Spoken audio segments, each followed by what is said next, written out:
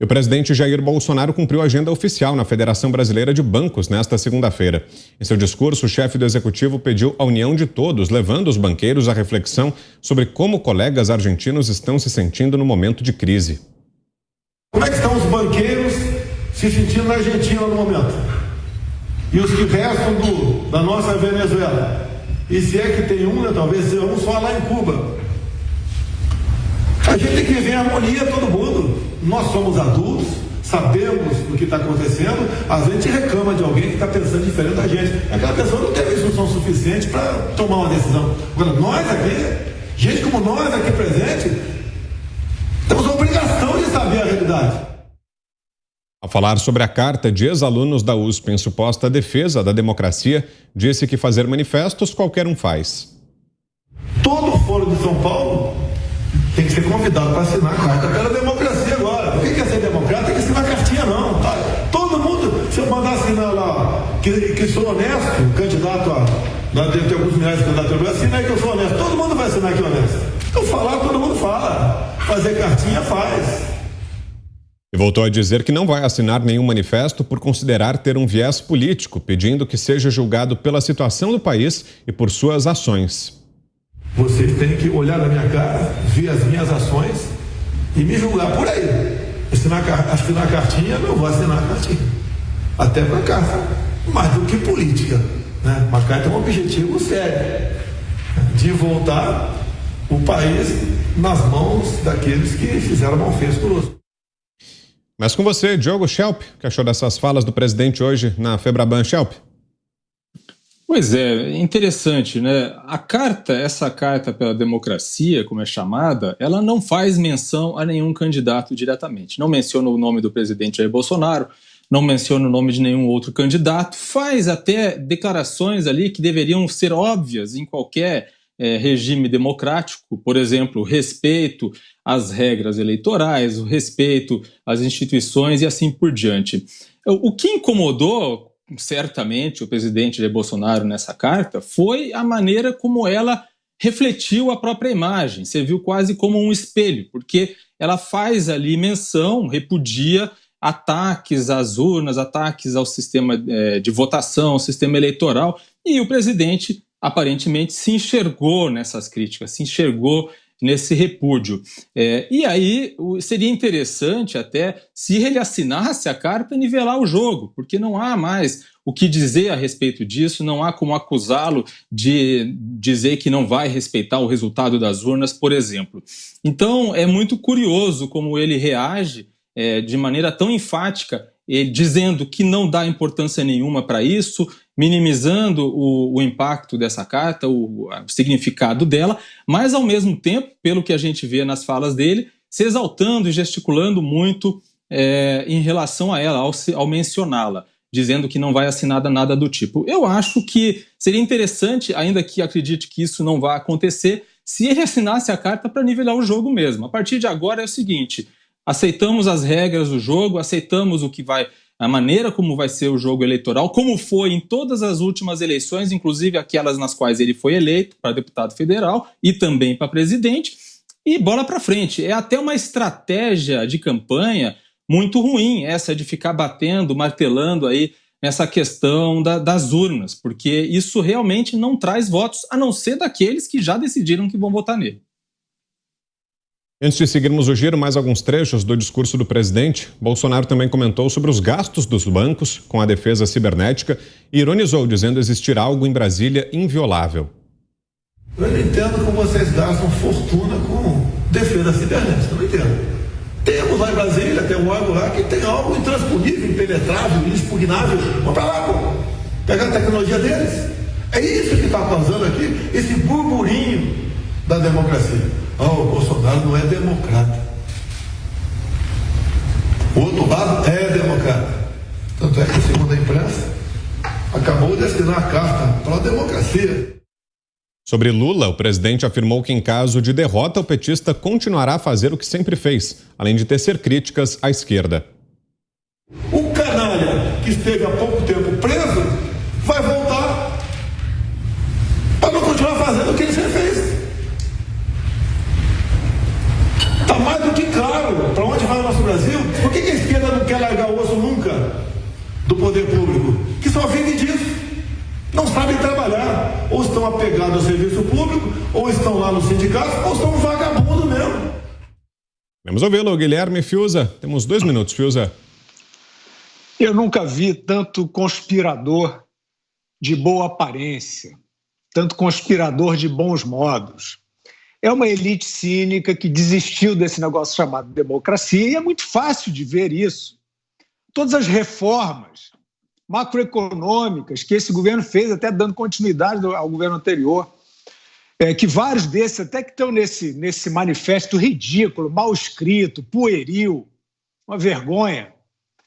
Vários desses aí defendiam previdência, questão de desburocratização, liberdade econômica, concessões para iniciativa privada, segurar a corrupção no setor de infraestrutura.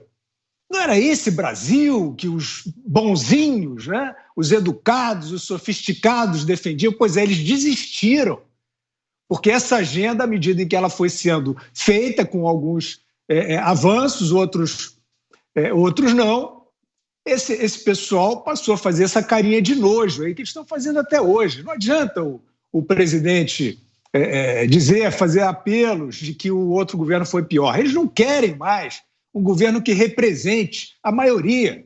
Isso está claro.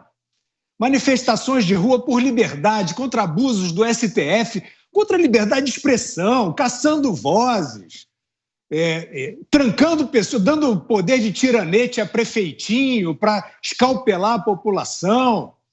Ninguém se importa com mais nada disso.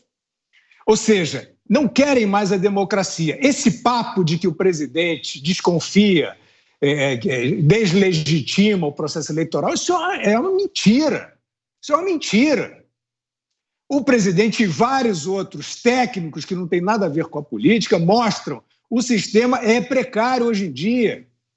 Isso tem que ser falado até a eleição, porque tem várias medidas de salvaguardas que podem ser implementadas até a eleição.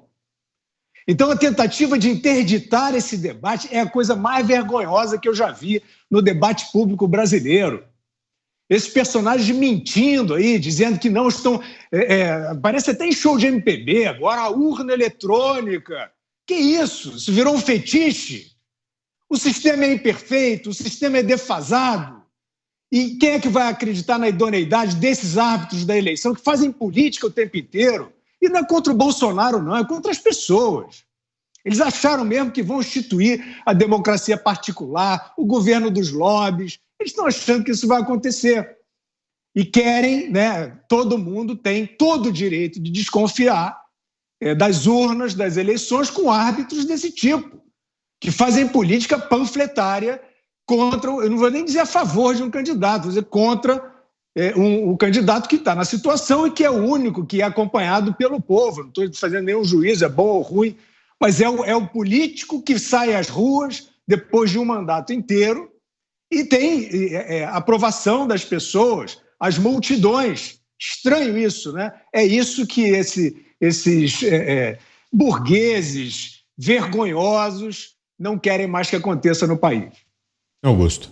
Olha, o Barroso, por exemplo, ele não tem compromisso com a verdade nem com a democracia, né?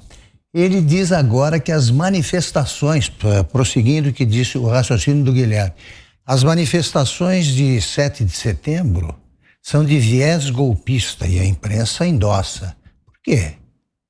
Porque quando eu era garoto, eu desfilava junto com o tiro de guerra de Taquaritinga, ali não tinha problema nenhum. Esse pessoal, além de tudo, ele diz que é uma mistura de ignorância, que você vê quem critica as urnas, a origem das críticas às urnas, isso aí é ignorância total. O que ele pensa que é um golpe de Estado? O que fez o presidente Bolsonaro para dizer que ele quer dar um golpe? Ele está no poder, né? Até onde o STF permite. Agora, o que ele fez? O Barroso pensa que golpe, como é que se faz? Você chama os amigos, amanhã vamos dar um golpe. O golpe de 64, por exemplo, foi fruto de uma conspiração muito delicada e muito abrangente, com apoio popular. Do outro lado também havia conspiração. Você envolve tanta gente que é um negócio mais sério. Eles acham o quê? Quer dizer, como é que foi na Venezuela? Ali foi um golpe tramado durante um bom tempo. O Chávez falhou no primeiro, continuou fazendo o seu trabalho, né, de cooptação nas Forças Armadas, depois aparelhou as Forças Armadas. É uma coisa complicada. Agora, você acusa o presidente da República, ele pensa em dar golpe. E aí me vem o Barroso dizendo que vai se saber em 7 de setembro quem é democrata, é quem não participar das manifestações. E o tamanho vai saber quem é fascista. Quer dizer, quem comemorar os 200 anos da independência é fascista. Baseado em quê ele diz isso? Baseado na desinformação deliberada, no caso. Ele dizia, por exemplo, que a Itália, na época em que o Battisti participou de 4 assassinatos, era uma ditadura, o que é uma irresponsabilidade. A Itália conseguiu, mantendo a democracia, combater um terrorismo sério. E o Barroso trata com leviandade tudo isso e não se pode falar nada do Supremo, porque ele representa o bem. Ele representa o bem. Os outros são o mal, né? Ele sabe distinguir a verdade e a mentira, e mente. O bem e o mal. E está do lado do ministro Gilmar Mendes, que ele acusou publicamente, definiu como, né, uma figura horrível, né, que misturava o mal com pitadas de psicopatia. Agora estão juntos. Você, Zé, 2 minutos. Pois é, olha, esse debate é interessante porque coloca ali frente a frente pessoas que pensam o Brasil. O presidente Jair Bolsonaro está fazendo um discurso pelo Brasil e não com argumentos eleitoreiros baixos.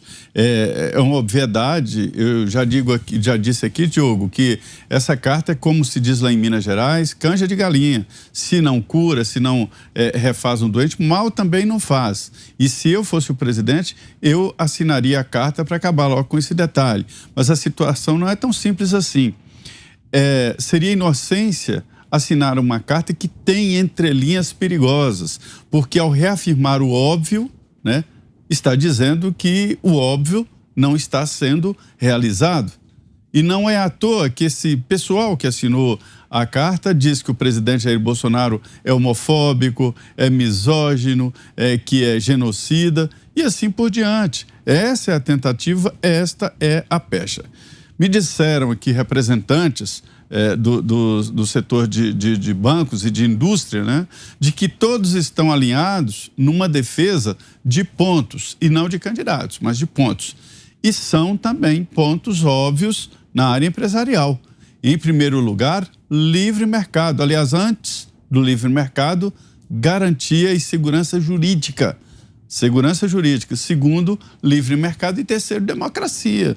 Os empresários sabem que não há livre mercado e não há os outros pontos sem a democracia. Isso é óbvio. O presidente Jair Bolsonaro faz uma alerta importante, né? Olhai os nossos vizinhos, olhai a Venezuela, olhai a Argentina, e é por isso que ele fala sobre a defesa da democracia, sobre a defesa jurídica, e diz o seguinte: ele não está apresentando uma carta nem um conjunto de interesses, mas o cartão de visita entregue à Febraban é o exemplo dos últimos 4 anos, ou seja, do governo, um governo liberal, testado na prática. Esse é o discurso, essa é a fala. E para alguns que estão dizendo, foi encontro de banqueiro, todos irão conversar com os banqueiros. Todos não, quase todos irão conversar com os representantes dos bancos, assim como Lula vai à Fiesp. É assim, e é bom que seja assim. Isto é a democracia. Na realidade, quando se reúnem os empresários para falar com candidatos, é um respeito à democracia. Agora, o discurso do presidente é muito sério, muito ali, olha o que eu fiz, né? E não a carta que eu escrevi as intenções, mas o governo que ele desempenhou, e é um governo liberal, a cara do que querem os empresários, com segurança jurídica e com um livre mercado. Isso é essencial. Para fecharmos, Ana, 2 minutos com você. Pois é, Vitor, estamos falando em cartinhas, né, pró-democracia, os ministros aí do STF que falam tanto em respeito às instituições, estávamos falando que a PEC do voto impresso não passou nas casas legislativas, até por interferência do judiciário, e já que o Zé tocou nesse ponto de segurança jurídica, eu queria puxar uma notícia aqui de 11 anos atrás, para a gente colocar dentro desse debate. E a manchete da notícia é o seguinte, uma notícia de 2011. STF derruba voto impresso aprovado pelo Congresso. Não sei se a nossa audiência se lembra disso. Vou ler rapidamente aqui. O Supremo Tribunal Federal derrubou ontem, em 2011, a impressão do voto nas eleições, que deveria vigorar a partir de 2014. A medida foi aprovada pelo Congresso em 2009, durante reforma eleitoral. Ela caiu por decisão unânime dos 9 ministros que estavam na Corte. Eles consideraram argumentos jurídicos para retirar o artigo 5º da Lei 12.034, que a lei determinou, através do Congresso, a impressão dos votos com o objetivo de permitir a conferência do funcionamento do sistema eletrônico de votação pelos partidos políticos. E aí é que está, Vitor. Quando o povo decide que sim, através das casas legislativas, o STF ativista coloca a mão e diz que não. Não, povo. Os eleitos por vocês para falar, para votar, para discutir e debater, eles só vão poder falar, discutir e debater o que nós queremos. E essa insegurança jurídica é que o presidente Bolsonaro vem tocando, porque ela afeta o campo social, o campo econômico, o campo da própria segurança como política pública. Nós vimos ali como o Fachin e o STF proibiu as forças policiais de promoverem a segurança nos morros e nas favelas e nas comunidades do Rio de Janeiro. Então, está aqui. O voto impresso foi aprovado pelo Congresso em 2011, né? Aliás, antes de 2011, em 2009, e foi derrubado pelo STF. Então, ou seja, parece que o brasileiro ele está numa situação que se correr o bicho pega, se ficar o bicho come, e nesse caso o bicho, esse monstrengo, são os ministros ativistas do Supremo Tribunal Federal.